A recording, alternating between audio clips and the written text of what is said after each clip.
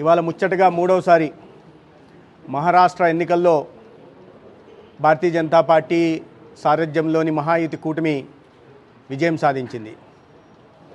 ఈ సందర్భంగా యావత్ భారతదేశంలోని భారతీయ జనతా పార్టీ కార్యకర్తలకి, ముఖ్యంగా కొన్ని దశాబ్దాలుగా భారతీయ జనతా పార్టీ మూల సిద్ధాంతాన్ని,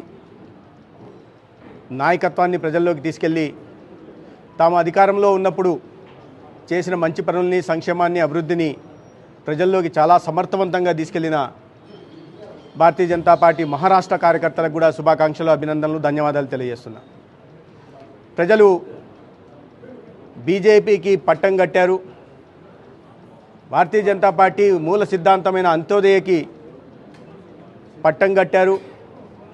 ఇవాళ ప్రపంచంలో విశ్వనాయకుడిగా ఎదిగిన నరేంద్ర మోడీ గారి నాయకత్వం పట్ల విశ్వాసం ప్రకటించారు. మహారాష్ట్ర లాంటి చోట వరుసగా మూడోసారి విజయం సాధించడం,